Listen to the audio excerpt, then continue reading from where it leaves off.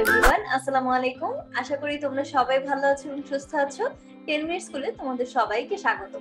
বন্ধুরা, এইচএসসি হিসাব বিজ্ঞান দ্বিতীয় পত্রের ব্যয় ও ব্যয়ের শ্রেণী বিভাগ এই চ্যাপ্টার থেকে কিন্তু অনেক এমসিকিউ কোশ্চেন থাকে। সো আজকে আমি যে টপিকগুলো আলোচনা করব সেগুলো নিয়ে কিন্তু স্টুডেন্টরা প্রায় দ্বিধাদ্বন্দ্বে থাকে অথবা কনফিউশনে থাকে। সো চলো দেখে নিই আজকের আলোচনার বিষয়গুলো কি কি। দেখো, আজকের আলোচনার বিষয় হচ্ছে প্রথমত ব্যয় একক ও ব্যয় কেন্দ্রের মধ্যে পার্থক্যগুলো কি কি সেগুলো আমি তোমাদের দেখাবো। আর ব্যয় কেন্দ্র ও মুনাফা কেন্দ্রের মধ্যে পার্থক্য কি কি সেগুলো আমি তোমাদের দেখাবো। সো বন্ধুরা, এই টপিকগুলো নিয়ে কিন্তু স্টুডেন্টদের প্রায় কনফিউশন থাকে। তারা ব্যয় একক এবং ব্যয় কেন্দ্র দুইটাকে সেম মনে করে, আবার ব্যয় কেন্দ্র আর মুনাফা কেন্দ্রের মধ্যে পার্থক্য জানে না। সো তারা যদি পার্থক্যটা ঠিকমতো না বোঝে তাহলে কিন্তু এমসিকিউ কোশ্চেনের অ্যান্সার সঠিকভাবে দিতে পারবে না। সো চলো আমরা দেখে নেই এই দুইটার মধ্যে পার্থক্য কি। প্রথমত ব্যয় একক ও ব্যয় কেন্দ্রের মধ্যে পার্থক্য। So difference between cost unit আর কস্ট সেন্টার। সো আমরা যদি কস্ট ইউনিট অথবা ব্যয় এককের কথা চিন্তা করি তাহলে ব্যয় একক কাকে বলে? উৎপাদিত পণ্য বা সেবার একক প্রতি ব্যয় নির্ণয়ে উৎপাদনের সংখ্যাত্মক প্রকাশকেই বলা হয় ব্যয় একক। আমি একটা উদাহরণ দিলে আরো ভালো করে বুঝবে। ধরো তোমার প্রতিষ্ঠানে 1000 একক পণ্য উৎপাদন করা হবে। সো এই 1000 একক পণ্য উৎপাদন করতে টোটাল ব্যয়টা কি? উৎপাদন ব্যয়। আর প্রত্যেকটি পণ্যের ব্যয় নির্ণয় করাকে বলা হয় ব্যয় একক। মানে একটি পণ্য উৎপাদন করতে কত টাকা খরচ হয়, সেটাই ব্যয় একক। সো এজন্যই বলা হয়েছে উৎপাদিত পণ্য বা সেবার একক প্রতি ব্যয় নির্ণয়ে উৎপাদনের সংখ্যাত্মক প্রকাশকেই ব্যয় একক বলে। এরপর ব্যয় কেন্দ্র। উৎপাদনকারী প্রতিষ্ঠানের ব্যয়কে বন্টন ও নিয়ন্ত্রণ করার জন্য বিভিন্ন বিভাগ, যন্ত্রপাতি বা মেশিন, শ্রমিক, নির্দিষ্ট স্থান ও বিক্রয় অঞ্চল ইত্যাদির ভিত্তিতে ব্যয় নির্ণয় করলে ইহাদের প্রত্যেকটি অংশকে ব্যয় কেন্দ্র বলে। সো ব্যয় একক আর ব্যয় কেন্দ্রের মধ্যে একটা বড় ডিফারেন্স ব্যয় একক মানে প্রতি একক পণ্য উৎপাদনের জন্য কত টাকা ব্যয় হবে, সেটাই ব্যয় একক। আর ব্যয় কেন্দ্র প্রতিষ্ঠানে কিন্তু বিভিন্ন বিভাগ রয়েছে, তারপর যন্ত্রপাতি বা মেশিন ক্রয় করতে হয়, এরপর শ্রমিকের মজুরি প্রদান করতে হয়, নির্দিষ্ট স্থান বা বিক্রয় অঞ্চলের ভিত্তিতেও ব্যয় করতে হয়। সেই প্রত্যেকটাকে বলা হয় ব্যয় কেন্দ্র। মানে যাকে কেন্দ্র করে ব্যয়টা সংঘটিত হচ্ছে সেটাই ব্যয় কেন্দ্র। তো যখন তুমি যন্ত্রপাতি ক্রয় করছো, ধরো যন্ত্রপাতি ক্রয় করতে তোমার দরকার 1 লক্ষ টাকা। এই যন্ত্রপাতির জন্য ব্যয় কত? 1 লক্ষ টাকা। সো ব্যয় কেন্দ্র কত হবে? 1 লক্ষ টাকা। আচ্ছা, আর শ্রমিকের বেতন মনে করো দিচ্ছ 10,000 টাকা। সো শ্রমিক বাবদ কত টাকা ব্যয় হচ্ছে? এখানে 10,000 টাকা। প্রত্যেকটা আলাদা আলাদা বিভাগের জন্য বা আলাদা আলাদা জিনিসের জন্য যত ব্যয় হচ্ছে এগুলোর ভিত্তিতে ব্যয় নির্ণয় করাকে বলা হয় ব্যয় কেন্দ্র। ঠিক আছে, প্রত্যেকটা অংশকে বলা হয় ব্যয় কেন্দ্র। মানে সবগুলো একসাথে ব্যয় কেন্দ্র না, প্রত্যেকটা অংশকে আলাদা আলাদা ভাবে ব্যয় কেন্দ্র বলে। সো ব্যয় একক যেমন পুরো উৎপাদনকে বোঝায় না, মানে মোট উৎপাদন ব্যয়কে ব্যয় একক বলে না, প্রতি একক উৎপাদনের জন্য কতটুকু ব্যয় হচ্ছে সেটা ব্যয় একক। আর ব্যয় কেন্দ্র বলতে বোঝায় মানে প্রত্যেক অংশে কি কি খরচ হচ্ছে। ঠিক আছে, যেমন যন্ত্রপাতি, মেশিন, শ্রমিক অথবা বিক্রয় অঞ্চল বাবদ ইত্যাদির ভিত্তিতে ব্যয় নির্ণয় করা। মানে আলাদা আলাদা ভাবে আমি ব্যয় নির্ণয় করবো যে প্রত্যেকটা খাতে বা প্রত্যেকটা অংশে কতটুকু ব্যয় হচ্ছে। সেই প্রত্যেকটা অংশকে বলা হয় ব্যয় কেন্দ্র। আচ্ছা, তো এতক্ষণ আমরা দেখলাম সংজ্ঞাগত পার্থক্য, এখন আমরা তুলনামূলক পার্থক্যগুলো দেখব। তো প্রথমেই উদ্দেশ্যের ভিত্তিতে। ব্যয় এককের উদ্দেশ্য হলো উৎপাদিত পণ্যের বা সেবার একক প্রতি ব্যয় নির্ণয় করা। ঠিক আছে, মানে প্রত্যেক এককে কতটুকু ব্যয় হচ্ছে। সো ধরো আমি উৎপাদন করব কত? 10,000 একক। সেই 10,000 এককের মধ্যে প্রত্যেক এককের জন্য কত টাকা ব্যয় হচ্ছে সেটা নির্ণয় করাকে বলা হয় ব্যয় একক। আর ব্যয় কেন্দ্রের উদ্দেশ্য হলো ব্যয় সংগ্রহ, বন্টন ও নিয়ন্ত্রণ করা। সো দেখো বন্ধুরা, ব্যয় কেন্দ্রের মাধ্যমে কিন্তু আমরা প্রত্যেক খাতের বা প্রত্যেক অংশের ব্যয় নির্ণয় করতে পারি, তাই না? সো ব্যয় যদি আমরা নির্ণয় করতে পারি তখন সে ব্যয় পরিশোধ করার জন্য আমরা অবশ্যই টাকাটা সংগ্রহ করব, তাই না? সো ব্যয় সংগ্রহ, বন্টন ও নিয়ন্ত্রণ করা। সো ধরো আমি যন্ত্রপাতি ক্রয় করব 10,000 টাকার। ঠিক আছে, সেই 10,000 টাকা আমাকে আগে কি করতে হবে? সংগ্রহ করতে হবে। তারপর আমি বন্টন করব সেই টাকাটা এবং পরবর্তীতে আমি ব্যয়টা নিয়ন্ত্রণ করব। সো আমি যদি ব্যয় কেন্দ্র সম্পর্কে জানি যে আমার কত টাকা ব্যয় হচ্ছে কোন কোন খাতে, তাহলে আমি সহজেই ব্যয়টাকে নিয়ন্ত্রণ করতে পারবো। সো এটা কিন্তু ব্যয় কেন্দ্রের একটা সুবিধা, ব্যয় কেন্দ্রের মাধ্যমে কি করা যায়, ব্যয়টাকে নিয়ন্ত্রণ করা যায়। 2 নাম্বার হচ্ছে বিভক্তিকরণ। এর দ্বারা উৎপাদনের বিভক্তিকরণ করা হয়।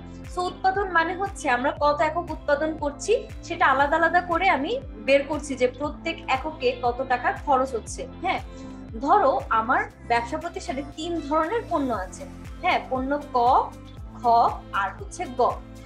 তো এই প্রত্যেকটা পণ্যের একক প্রতি ব্যয় কত হবে সেটা নির্ণয় করার জন্য আমাকে কি করতে হয়, উৎপাদনকে আলাদা আলাদা করতে হয়। ঠিক আছে, তো এই আলাদা আলাদা বা বিভক্তিকরণ করা হয় কিসের মাধ্যমে, যখন আমরা ব্যয় একক নির্ণয় করি তখন। আচ্ছা, এরপর ব্যয় কেন্দ্র, এর দ্বারা উৎপাদন ও সেবা উভয় প্রকার কেন্দ্র রূপে বিভক্তকরণ করা হয়। সো ব্যয় কেন্দ্রের মাধ্যমে আমরা কিন্তু প্রত্যেকটা খাতকে বা প্রত্যেকটা বিভাগকে আলাদা আলাদা করছি, তাই না? সো প্রত্যেকটা বিভাগকে আমরা কি বলি, কেন্দ্র, তাই না? প্রত্যেকটা অংশকে আমরা যখন আলাদা আলাদা করি যে যন্ত্রপাতির জন্য এত টাকা খরচ হচ্ছে, শ্রমিকের মজুরি বাবদ এত টাকা খরচ হচ্ছে, তারপর বিক্রয় অঞ্চল বাবদ কত টাকা খরচ হচ্ছে, এই প্রত্যেকটা অংশকে আমরা বলি এক একটা কেন্দ্র। সো কেন্দ্র হিসেবে ভাগ করা হয়। আর উৎপাদনকে আমরা ব্যয় এককের সময় টোটালি বিভক্ত করি। 3 নম্বরে বলা হয়েছে প্রয়োজনীয়তা। একক প্রতি ব্যয় নির্ণয়ের জন্য ব্যয় এককের প্রয়োজন হয়। আমরা যখন একক প্রতি ব্যয় নির্ণয় করব তখন অবভিয়াসলি আমার ব্যয় একক প্রয়োজন, আর ব্যয় নিয়ন্ত্রণের জন্য ব্যয় কেন্দ্রের প্রয়োজন হয়।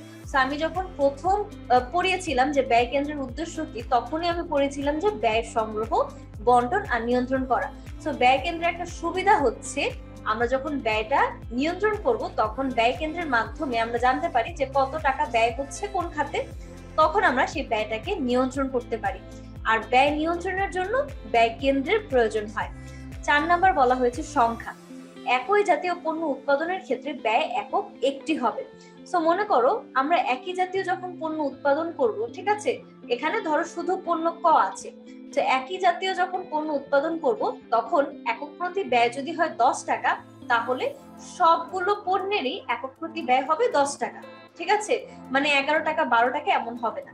কিন্তু যদি পণ্য অনেকগুলো হয়, যেমন ক, খ অথবা গ, সো 3টা পণ্যের জন্য কিন্তু 3 ধরনের হতে পারে একক প্রতি ব্যয়। কিন্তু যদি একই ধরনের পণ্য থাকে তখন সেটা উৎপাদনের জন্য সেম হবে একক প্রতি ব্যয়টা। এটাই বলা হয়েছে যে একই জাতীয় পণ্য উৎপাদনের ক্ষেত্রে ব্যয় একক একটি হবে। যেমন একটা উদাহরণ দিলে আরো ভালো করে বুঝবে। একটা প্রতিষ্ঠানে ধরো একটা সাবান বানাতে, প্রত্যেকটা সাবান বানাতে হচ্ছে 11 টাকা খরচ হয়।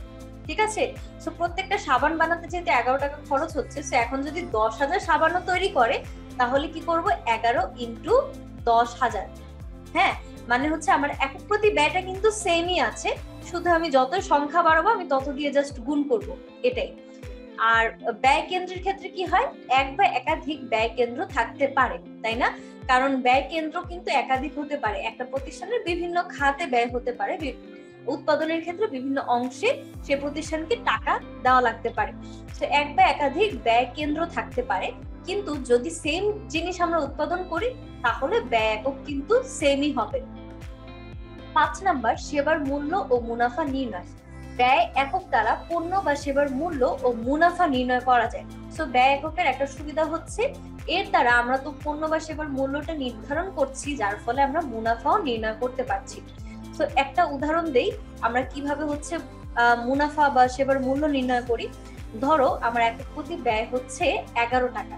সো আমি যদি 10,000 পণ্য উৎপাদন করি তাহলে কি হচ্ছে, এখানে 11 ইন্টু 10,000, তাহলে আমার টোটাল কি বের হলো, টোটাল উৎপাদন ব্যয়টা বের হয়ে গেল যে আমার উৎপাদন করতে কত টাকা ব্যয় হচ্ছে। এরপর আমি সেই উৎপাদন ব্যয়ের সাথে কি যোগ করব, আমি আমার প্রত্যাশিত মুনাফাটা যোগ করব। ঠিক আছে, সো আমার উৎপাদন ব্যয়ের সাথে আমি যখন প্রত্যাশিত মুনাফাটা যোগ করি তখন আমার বের হয়ে যায় পণ্য বা সেবার মূল্য, মানে আমি কত টাকায় বিক্রি করতে চাই সেই পণ্যটা। সো আমি যখন বিক্রি করব তখন কি হবে, আমার মুনাফা হবে। তো আমি ব্যয় একক নির্ণয়ের ফলে পণ্য বা সেবার মূল্য নির্ণয় করতে পারলাম এবং মুনাফাও নির্ণয় করতে পারলাম। ঠিক আছে, আর ব্যয় কেন্দ্রের দ্বারা সেবার মূল্য ও মুনাফা নির্ণয় করা যায় না, তবে ব্যয় কেন্দ্র ব্যয় বন্টন ও নিয়ন্ত্রণে সহায়তা করে থাকে। সো ব্যয় কেন্দ্রের মানে হচ্ছে যে কোন কোন খাতে কত টাকা ব্যয় করতে হবে, এটাই হচ্ছে মূলত ব্যয় কেন্দ্রের উদ্দেশ্য। ঠিক আছে, আমরা যখন বের করতে পারবো যে কোন কোন খাতে কত টাকা ব্যয় হচ্ছে, তখন কিন্তু আমরা ব্যয় বন্টন করতে পারবো, তাই না? সো আমি একটা উদাহরণ দেই। ধরো আমার প্রতিষ্ঠানে শ্রমিকের পিছনে আমার টোটাল ব্যয় হয় হচ্ছে 20,000 টাকা। ওকে, তারপর আমি প্রতিষ্ঠানের জন্য যে যন্ত্রপাতি ক্রয় করব সেটার জন্য আমার খরচ হবে 30,000 টাকা। ওকে, এরপর আমার বিক্রয় অঞ্চল বা আমি যেখানে বিক্রয় করব সেটা ভাড়া বা বিভিন্ন আদার কস্ট বাবদ আমার খরচ হবে 10,000 টাকা। সো দেখো 10,000 যোগ 20,000 যোগ 30,000, তো আমি টোটাল ব্যয়টা কিন্তু বের করতে পারলাম এবং কোন কোন খাতে কত ব্যয় হবে সেটা আলাদা আলাদা করে ব্যয় কেন্দ্রের মাধ্যমে নির্ণয় করতে পারলাম। তো আমি এখন কি করব, এই যে আমার 30, 40, 50, 60,000 টাকা টোটাল ব্যয় হবে, এটার জন্য আমি টাকাটা সংগ্রহ করব। আমি ঋণও নিতে পারি, অথবা হচ্ছে আমি কি করতে পারি, আমার নিজের টাকা থেকেও বিনিয়োগ করতে পারি। তো এই টোটাল 60,000 টাকা যখন আমি সংগ্রহ করব, তারপর আমি কি করতে পারি, সেই ব্যয়টাকে বন্টন করব, যে কোন কোন খাতে আমার কত টাকা ব্যয় হবে সে অনুযায়ী আমি টাকাটাকে বন্টন করব। এরপর কাজ হচ্ছে আমি ব্যয়টা নিয়ন্ত্রণ করব, কারণ হচ্ছে যদি ব্যয় নিয়ন্ত্রণ করি তাহলে আমার কস্টটাও কি হবে, কমে আসবে। আর কস্ট যত কম হবে তত কিন্তু আমার মুনাফাটা বাড়বে। ঠিক আছে, সো ব্যয় যত কম হবে তত হচ্ছে আমার মুনাফাটা হচ্ছে বাড়বে। এটা মাথায় রাখবে, ব্যয় আর মুনাফার মধ্যে সম্পর্ক হচ্ছে ঋণাত্মক। ব্যয় কমলে মুনাফা বাড়বে। সেখানে দেখো ব্যয় বন্টন ও নিয়ন্ত্রণে সাহায্য করে কে, ব্যয় কেন্দ্র। কিন্তু সেবার মূল্য অথবা মুনাফা কিন্তু ব্যয় কেন্দ্রের দ্বারা নির্ণয় করা যায় না, এটা ব্যয় একক দ্বারা আমরা নির্ণয় করতে পারি। 6 নাম্বার হচ্ছে প্রকাশ। ব্যয় একক উৎপাদিত পণ্যের পরিমাণকে সংখ্যা, ওজন, দৈর্ঘ্য ইত্যাদি এককে প্রকাশ করে, মানে কত কেজি বা কত টন। এরপর সংখ্যায়ও প্রকাশ করে কত টাকা, ঠিক আছে, দৈর্ঘ্য ইত্যাদি এককে প্রকাশ করে। আর ব্যয় কেন্দ্রের ক্ষেত্রে এখানে ব্যয়গুলো সংগ্রহ ও একত্র করা হয়, যে কত টাকা ব্যয় হচ্ছে সে অনুযায়ী সংগ্রহ করা হয় এবং একত্র করা হয়। তো ব্যয় এককের ক্ষেত্রে আমরা সংখ্যার মাধ্যমে জানতে পারি যে কত টাকার ব্যয় হচ্ছে প্রতি এককে, ওজন জানতে পারি যে প্রতি কেজিতে কত টাকা ব্যয় হচ্ছে, দৈর্ঘ্য জানতে পারি যে প্রতি কিলোমিটারে, হ্যাঁ প্রতি কিলোমিটারে আমার কত টাকা ব্যয় হচ্ছে। যেমন ধরো আমি যখন একটা ট্যাক্সিতে উঠি অথবা সিএনজিতে উঠি, তখন কিন্তু আমার প্রতি মাইল বা প্রতি কিলোমিটারে কত টাকা খরচ হচ্ছে সেটা আমি দেখতে পারি। তো দৈর্ঘ্য অনুযায়ী আমরা প্রতি কিলোমিটারে কত টাকা ব্যয় হচ্ছে সেটা বের করতে পারি ব্যয় এককের মাধ্যমে। আবার প্রতি কেজিতে আমার কত টাকা খরচ, ধরো আমি আলু কিনতে গিয়েছি, সো প্রতি কেজির দাম হচ্ছে 20 টাকা, তাই না? সো এইভাবে আমরা বের করতে পারি ব্যয় এককের মাধ্যমে। আচ্ছা, আর ব্যয় কেন্দ্রের মাধ্যমে কিন্তু আমরা জাস্ট কি করব, ব্যয়গুলো সংগ্রহ করব এবং একত্র করব, এই হচ্ছে ব্যয় কেন্দ্রের প্রকাশ। আচ্ছা, তো ব্যয় একক আর ব্যয় কেন্দ্রের মধ্যে পার্থক্য তো দেখা হয়ে গেল। এখন আমরা দেখব ব্যয় কেন্দ্র এবং মুনাফা কেন্দ্রের মধ্যে পার্থক্য। So difference between cost centre and profit centre. So cost centre তো আমরা জেনেছি, ব্যয় কেন্দ্র মানে হচ্ছে উৎপাদনকারী প্রতিষ্ঠানের ব্যয়কে বন্টন ও নিয়ন্ত্রণ করার জন্য বিভিন্ন বিভাগ, যন্ত্রপাতি বা মেশিন, তারপর হচ্ছে শ্রমিক, নির্দিষ্ট স্থান বা বিক্রয় অঞ্চল, প্রক্রিয়া ইত্যাদির ভিত্তিতে ব্যয় নির্ণয় করলে ইহাদের প্রত্যেকটি অংশকে ব্যয় কেন্দ্র বলে। ঠিক আছে, তো ব্যয় কেন্দ্র মানে হচ্ছে প্রত্যেকটার আলাদা আলাদা করে আমরা ব্যয় নির্ণয় করব, কিসের জন্য, যাতে আমরা ব্যয়টাকে বন্টন করতে পারি এবং নিয়ন্ত্রণ করতে পারি, এই হচ্ছে ব্যয় কেন্দ্র। আর মুনাফা কেন্দ্র মানে হচ্ছে প্রতিষ্ঠানের যে বিভাগ আয় ও ব্যয় নির্ণয় করে থাকে তাকে মুনাফা কেন্দ্র বলে। সো বন্ধুরা, মুনাফাটা কি? হ্যাঁ, হোয়াট ইজ প্রফিট? মুনাফা মানে হচ্ছে আমরা যখন আয় থেকে ব্যয়কে মাইনাস করি, তখন আয় যদি বেশি হয় সেই অংশটাকে বলা হয় মুনাফা। মানে আয় ব্যয় থেকে যত বেশি হবে সেটাই হচ্ছে আমার মুনাফা। ওকে, সো আয় ও ব্যয় নির্ণয় করে থাকে কে? মুনাফা কেন্দ্র। সো আয় ব্যয় নির্ণয় করার পর আমরা অবশিষ্ট অংশ যেটা পাই সেটাই হচ্ছে মুনাফা, মানে আয় থেকে ব্যয় মাইনাস করব।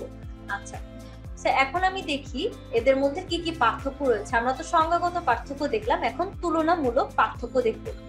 সো উদ্দেশ্য, ব্যয় কেন্দ্রের উদ্দেশ্য হলো ব্যয় সংগ্রহ, বন্টন আর নিয়ন্ত্রণ করা, যেটা আমরা আগেও দেখেছি যে ব্যয় কেন্দ্রের মাধ্যমে আমরা কি করি, ব্যয়গুলোকে সংগ্রহ করি, এরপর বন্টন করি ব্যয়গুলোর মধ্যে, মানে কোন কোন কেন্দ্রে কত ব্যয় হবে সে অনুযায়ী আমরা বন্টন করি। আর পরবর্তীতে আমরা লাস্টে, যেহেতু আমরা ব্যয়গুলো জেনে গেছি, এখন ব্যয়গুলো ইচ্ছা করলে নিয়ন্ত্রণ করতে পারি।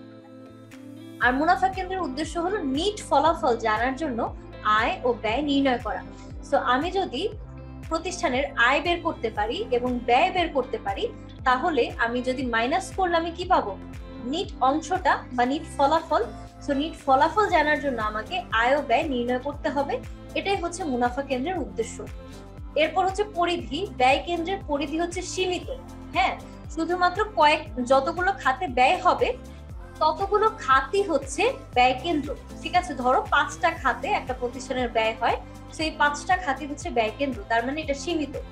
আর মুনাফা কেন্দ্রের পরিধি ব্যয় কেন্দ্র অপেক্ষা অনেক ব্যাপক, কারণ প্রতিষ্ঠান অনেকগুলো খাত থেকে আয় করতে পারে, অনেক খাতে প্রতিষ্ঠানের ব্যয় হতে পারে।